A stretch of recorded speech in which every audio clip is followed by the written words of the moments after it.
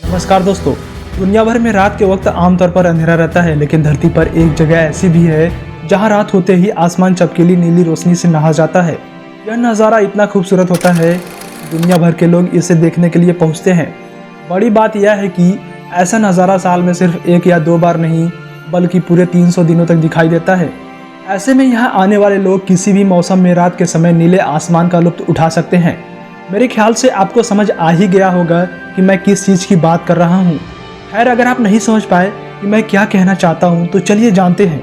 देखिए दोस्तों, मैं बात कर रहा हूँ नॉर्दर्न लाइट्स की, और नॉर्दर्न लाइट के ऊपर वैज्ञानिकों की एक रिसर्च भी आई है जो हम आगे वीडियो में कवर करेंगे। देखिए, नॉर्दर्न लाइट्स, जिसे ऑरोरा बोरोलिस के नाम से भी जाना जाता है, एक प्राकृतिक प्रकाश प्रदर्शन है जो नॉर्वे सहित उच्च अक्षांश क्षेत्रों में होता है। रोशनी सूर्य और पृथ्वी के वायुमंडल से आवेशित कणों के बीच टकराव के कारण होती है, और वे आमतौर पर नॉर्वे में सितंबर से अप्रैल तक स्पष्ट अंधेरी रातों के दौरान दिखाई देती है। जबकि नॉर्दर्न लाइट्स के पीछे का विज्ञान अच्छी तरह से समझा जा सकता है, फिर भी इस खूबसूरत घटना के आसपास के रहस्य अभी भी मौजूद हैं। एक रहस्य यह है कि रोशनी कभी कभी अलग अलग रंगों में क्यों दिखाई देती है। सबसे आम रंग हरा है, लेकिन वे लाल, गुलाबी, बैगनी और यहाँ तक कि सफ़ेद भी दिखाई दे सकते हैं। नॉर्वे उत्तरी रोशनी को देखने के लिए एक उत्कृष्ट स्थान है। विशेष रूप से देश के उत्तरी भाग में आर्कटिक सर्कल के ऊपर नॉर्वे में रोशनी देखने के लिए कुछ बेहतरीन जगहों में ट्रोम्सो, स्वालबार्ड और लोफेटेन द्वीप शामिल है। इन क्षेत्रों में प्रकाश प्रदूषण का निम्न स्तर है, जो उन्हें नॉर्दर्न लाइट्स देखने के लिए आदर्श बनाता है। नॉर्वे में नॉर्दर्न लाइट्स को देखने के कई तरीके हैं। बहुत से लोग स्थानीय गाइडों के नेतृत्व में संगठित पर्यटन पर जाते हैं, जो आपको सर्वोत्तम दर्शनीय स्थलों पर ले जा सकते हैं और रोशनी के बारे में जानकारी प्रदान कर सकते हैं। अन्य लोग कार किराए पर लेना चाहते हैं और दूर दराज के क्षेत्रों में ड्राइव करते हैं, जहां वे शहर की रोशनी के हस्तक्षेप के बिना रोशनी देख सकते हैं।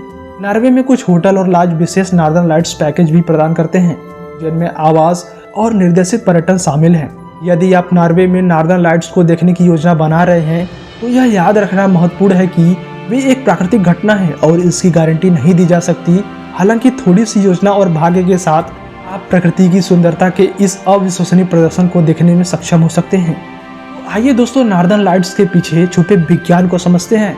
वैज्ञानिकों ने दशकों से ये समझने का प्रयास किया है कि नॉर्दर्न लाइट्स की सबसे अधिक संभावना कैसे बनती है, लेकिन अब वे इसे पहली बार लैब में तैयार करने में कामयाब भी हुए हैं। ऑरोरा बोरोलिस या नॉर्दर्न लाइट्स प्रकृति की खूबसूरती को दिखाती है। इन्हें पृथ्वी के सबसे बड़े लाइट शो के तौर पर माना जाता है। धरती के उच्च अक्षांशों पर होने वाली इस घटना ने सदियों से वैज्ञानिकों को हैरान किया है। अभी तक ये नहीं मालूम था कि आखिर वो क्या वजह है जो नॉर्दर्न लाइट्स को पैदा करती है। हालांकि अब जाकर इस सवाल का जवाब ढूंढ लिया गया है। यूनिवर्सिटी ऑफ आयोटा के फिजिसिस्ट के एक ग्रुप ने आखिरकार ये साबित कर दिया है कि नॉर्दर्न लाइट्स जियोमैग्नेटिक स्टॉर्म के दौरान शक्तिशाली इलेक्ट्रोमैग्नेटिक वेव्स की वजह से पैदा होते हैं। एक नए अध्ययन में इसकी जानकारी दी गई है। इस अध्ययन में बताया गया है कि इस घटना को अल्फवेन वेव्स के तौर पर भी जाना जाता है। ये घटना इलेक्ट्रॉन को पृथ्वी की ओर भेजने लगती है। इस वजह से पार्टिकल रोशनी पैदा करने लगते हैं, जिन्हें हम नॉर्दर्न लाइट्स के रूप में जानते हैं। अध्ययन के सह लेखक और प्रोफेसर ग्रेग होवेस ने कहा, हमें पता चला कि इलेक्ट्रॉन्स की छोटी आबादी अल्फवेन वेव्स की इलेक्ट्रिक फील्ड से तेजी से गुजरती है। ये कुछ ऐसा है जैसे एक सर्फर एक लहर को अपने सर्फ बोर्ड के जरिए पकड़ने का प्रयास कर रहा है, लेकिन उसकी रफ्तार बढ़ती जा रही है क्योंकि वह लहर के साथ आगे बढ़ रहा है। इलेक्ट्रिक फील्ड पर इलेक्ट्रॉन्स के सर्फिंग की ये थ्योरी सबसे पहले 1946 में एक रूसी फिजिसिस्ट लेव लैंडो ने दी थी। इसे लैंडो डंपिंग नाम दिया गया। इस तरह अब वैज्ञानिकों ने उनके इस सिद्धांत को साबित कर दिया है।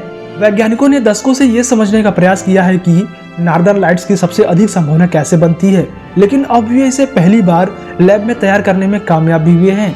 उन्होंने UCLA की बेसिक प्लाज्मा साइंस फैसिलिटी में लार्ज प्लाज्मा डिवाइस LPD की एक लैब में इसे तैयार किया। वैज्ञानिकों ने UCLA के LPD पर 20 मीटर लंबे चैम्बर का शक्तिशाली मैग्नेटिक फील्ड कायल के जरिए पृथ्वी के मैग्नेटिक फील्ड को फिर से बनाने के लिए प्रयोग किया। इस चैम्बर के भीतर वैज्ञानिकों ने पृथ्वी के पास अंतरिक्ष में मौजूद होने वाले प्लाज्मा को तैयार किया। प्रोफेसर ग्रेग होवेस ने कहा, विशेष रूप से डिजाइन किए गए एंटीना का प्रयोग करके हमने मशीन के नीचे अल्फवेन वेव्स को लॉन्च किया। इस दौरान वेव्स एक नली से यात्रा कर रही थी। जैसे ही उन्होंने वेव्स को इलेक्ट्रॉन्स के साथ सर्फिंग करते हुए देखा, उन्होंने तुरंत ये मापने के लिए एक विशेष उपकरण का प्रयोग किया कि वे इलेक्ट्रॉन वेव्स कैसे ऊर्जा प्राप्त कर रहे हैं। हालांकि इस एक्सपेरिमेंट के जरिए वैज्ञानिक बिल्कुल नॉर्दर्न लाइट्स जैसी रोशनी को तैयार नहीं कर पाए, लेकिन प्रोफेसर ग्रेग होवेस कहते हैं कि लैब में हमारे माप, कंप्यूटर सिमुलेशन और गणितीय गणनाओं की भविष्यवाणियों से यह स्पष्ट है, और ये गणनाएं साबित करते हैं कि अल्फेन वेब्स पर सर्फ करने वाले इलेक्ट्रॉन्स की गति को तेज कर सकते हैं। इस वजह से ही नॉर्दर्न लाइट्स बनती है। इस जानकारी के सामने आने के बाद अमेरिका समेत दुनिया भर के वैज्ञानिक काफी उत्साहित है। नासा के एक वैज्ञानिक पैट्रिक कोहेन ने कहा है कि मैं बहुत ज्यादा उत्साहित हूँ, क्योंकि लैब में प्रयोग को देखना एक बहुत ही दुर्लभ चीज है जो अंतरिक्ष पर्यावरण से संबंधित सिद्धांत या मॉडल पर आधारित हो। तो दोस्तों, नॉर्दर्न लाइट्स के बारे में आप कितना जानते हैं और यह दिखने में कैसे इतना आश्चर्यजनक लगता है, अपनी राय कमेंट बॉक्स में जरूर लिखिएगा। उम्मीद करते हैं कि आज के इस वीडियो में आपको काफी कुछ नया मिला होगा। अगर आपको वीडियो पसंद आई हो तो वीडियो को लाइक करें और शेयर करें, और ऐसे ही अमेजिंग और इंटरेस्टिंग वीडियो देखना पसंद करते हैं तो इस चैनल को सब्सक्राइब कीजिए और बेल नोटिफिकेशन दबाइए, जिससे आगे आने वाली हमारी वीडियो की सभी अपडेट्स को आप मिस न कर सके। तो दोस्तों, अब अगले वीडियो में मिलते हैं, तब तक के लिए जय हिंद।